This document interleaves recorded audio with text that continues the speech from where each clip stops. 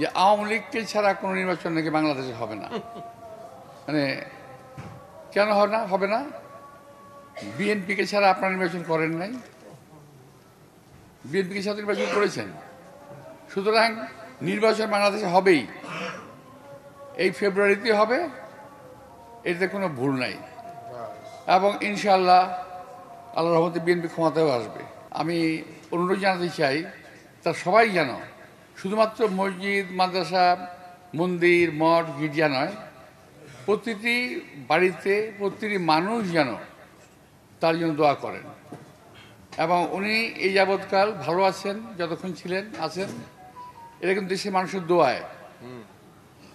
এইটা ওনার প্রতি অত্যাচার হয়েছে, আপনারা তো দেখেন নাই, এটা আমি দেখেছি। ওনার সঙ্গে জেলখানায় আমার সঙ্গে প্রায় দেখা হতো। যখন আমাদেরকে 7 দিনে একদিন সময় দিত, আমি দেখা করতে যেতাম, আমি প্রতিদিনই সঙ্গে যেতাম। আমি তখনই আমি বুঝতে পেরেছি, বিকজ জেলখানায় কিন্তু আমি নিজে বহুদিন ছিলাম।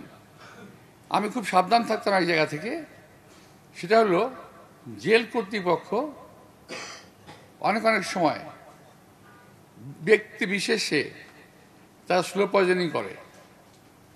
এবং আমি খুবই নিশ্চিত দেশনেত্রী বেগম খালেদা জিয়াকে জেলে বন্দী থাকা অবস্থায় স্লো পয়জনিং করা হয়েছিল। এখন থেকে 5-7 বছর আগে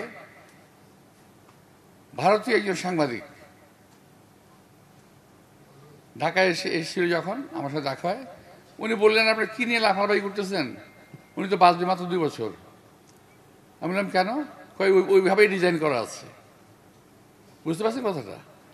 সেভাবেই ডিজাইন করা আছে, অর্থাৎ এমন কিছু থেকে কারণ হয়েছে উনি ধীরে ধীরে তিলে তিলে মৃত্যুমুখে পড়বেন। আল্লাহর রহমতে উনি কিন্তু এখন পর্যন্ত বেঁচে আছেন। তো ওনার আজকে, হ্যাঁ, মানুষের হায়াত মহত্ব আছে, স্বাভাবিক, কিন্তু ওনার এই আজকে অসুস্থতাটা কিন্তু স্বাভাবিক অসুস্থতা নয়। এটা একটা অস্বাভাবিক পরিস্থিতির শিকার হয়ে উনি আজকের এই অবস্থায় উনি আছেন। যাই হোক, আমরা আল্লাহ তাআলার কাছে তার সুস্থতা কামনা করব।